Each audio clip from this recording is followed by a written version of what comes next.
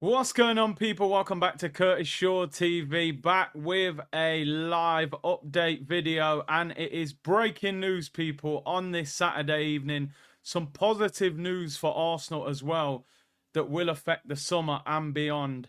Andrea Berta has reached an agreement to become the new Arsenal sporting director.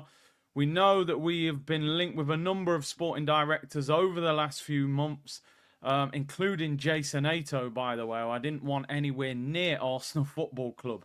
No disrespect. But Andrea Berta has reached an agreement to become the new Arsenal sporting director from this summer. David Ornstein has broken the news. That Ornstein tweet, and finally some good news to talk about. Andrea Berta has reached an agreement with Arsenal to become the sporting director. The 53-year-old who left Atletico Madrid in January was among multiple candidates in the process. The Italian prioritised Arsenal above other top-level opportunities, and the contracts are now being finalised. So Andrea Berta apparently rejected a move to AC Milan. He is an Italian, so you would have thought that move would have had a lot of clout for him to go to a huge club in Italy like AC Milan. Just to give you a bit of a background on him, 53 years of age. He was the sporting director at Parma and Genoa over there in Italy. And then in 2013, he got the job at Atletico Madrid. He's been there for 12 years. And alongside Diego Simeone, has really revolutionized Atletico Madrid. Champions League finals. They've won the Spanish title. They've had a fantastic time of it over there. When you look at the firepower that they've had over the years, man. You're looking at players like Falcao, like Luis Suarez, like Diego Costa, Antoine Griezmann. They've been really successful over there, and he's very, very well renowned and respected around Europe. And that's the important thing for me. I want it where when Arsenal approach a big player, it's somebody with clout on the phone. No disrespect. Hello, yeah, it's Jason Ato. Yeah, mate, I never heard of you. You sound like Jason Statham, mate. I thought you was in Lock, Stock and Two Smoking Barrels. I don't want him calling up a big player to get a deal done. I want a guy that has good relationships with other sporting directors, that knows the market, that can negotiate. And this is a big, big move for Arsenal. I think people have to understand that since David Dein, we have not really had a top level sporting director. Some would argue Ralstonelli, but it didn't work. There was, I think at the time he's somebody that needed big money to get big players. So I think this is a huge step in the right direction. Now, I know amongst the Arsenal fan base at the moment, there's frustration. We didn't do the business we should have done. We could have won the title this season. However, Arsenal can't let that linger. They have to do something for the next window. And I think this is a big move. It's brilliant that the deal has been announced now in March, because that enables him now time to actually start work behind the scenes now. We know that Saliba and Saka need to extend their contracts. We know that we've got to get big deals done this summer, and he is in place now. Apparently, for the last 3 months, he's been learning English properly. He wasn't fluent in English from what we've read, and he's been learning English for 3 months, and obviously he'll do that up until the summer to get himself ready. And listen, I think this is a fantastic appointment by Arsenal, and one that I heavily applaud. Some of his notable business that he's done since he's been at Atletico Madrid, he paid 20 million euros for Rodri, sold him for 70 million euros to Manchester City. That's the current Ballon d'Or winner.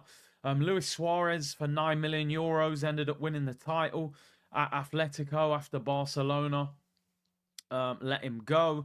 Signed Alvarez from Manchester City. And he sold Antoine Griezmann to Barcelona for 120 million euros and signed him back for just 35 million. Smart business. There's been one or two. Not everything is perfect. It never is. He signed João Felix for 110 million pounds. Definitely was somebody that didn't really work. Thomas Lemar for 65 million, although it's less than the 90 million that we apparently offered for him as well. There's also a story that's out right now. I'll talk about this more in the watch along tomorrow against Manchester United. But there's a rumour that Matheus Cunha to Arsenal could be heating up. He actually signed and sold Cunha whilst at Atletico Madrid, but apparently has a very good relationship with him. And Arsenal being heavily linked with a move for Matheus Cunha, who I think is a fantastic player. I just don't know if Arteta will deal with him with these, red cards, and he's grabbing coaches by the neck, and he probably have Arteta in a headlock. But listen, I think this is a great move for Arsenal, and as I say, this sporting director position is getting more and more important. Arsene Wenger was not the same manager without David Dein. He just wasn't. He had too much control. You had people looking at analytics and passes completed and all that rather than the eye test. And I think Arteta needs somebody with stature who knows the game to maybe even challenge him at times rather than just having a bunch of yes men around him. So it's a very, very positive move in my opinion. Obviously, he's been a sporting director at Genoa and Parma before, so AC Milan coming in for him, you would have thought might have swayed him, but apparently he was very committed on moving to England. He's learnt English and he is on his way to Arsenal. Some of you may think, listen, too little too late for the season, or it's only a sporting director and you're still disappointed. But trust me, people, this role is vital at Arsenal. This appointment, in my opinion, will either make or break Mikel Arteta at this football club. Either you get somebody through the door that helps him get the signings to get him over the finish line and win the league, or hopefully you get a guy in there that has such a good relationship with the owners that he can say, actually, I think he's the problem why you're not getting over the finish line. People already saying today, would Arsenal go for Diego Simeone if anything ever happened to Arteta? Now, again, that might be a little bit far-fetched under the Kroenkes. Simeone is the highest-paid club manager in world football, although he did take a pay cut. I don't know if Pep's on more than him now. But listen, I just think it's such a good appointment. And again, we needed a striker in January. I actually went to the Sidemen game today at Wembley. I was there with Robbie and Saeed. And every Arsenal fan was just like, where's the striker? What striker? Is it Isak? Is it Gyökeres? Are we just going to end up with Sesko? Like, that's the conversation. Everyone knows that is the signing that needs to be priority number one. So just for Arteta to have a different voice, an Italian, obviously work with somebody like Simeone, who is an absolute beast in world football. Arteta will be like a puppy compared to Simeone for him. So it'd be like win the dog.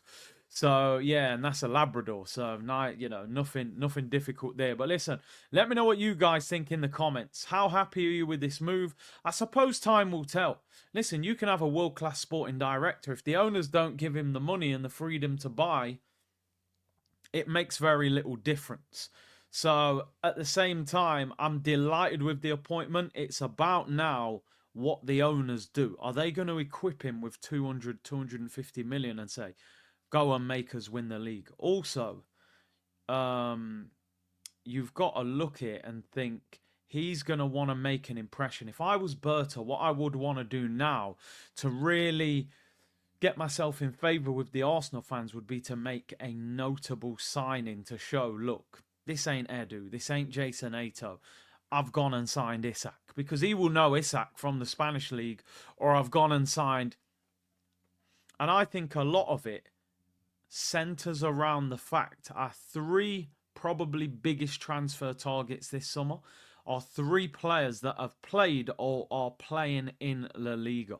Isak, who he would know from Sociedad, Zubamendi from Sociedad, Nico Williams from Athletic Bilbao. I don't think it's a coincidence we've hired a sporting director from La Liga when our three main targets have played in that league, although Sesko, of course, will be another one, and he hasn't played there, but hopefully we get another striker. Anyway, big up to everyone locked in. Hit the like button, subscribe. Man United v Arsenal watch along tomorrow, but I thought I'd get this out there. Let me know in the comments what you think, and I'll see you all tomorrow for the watch along, people. Bless.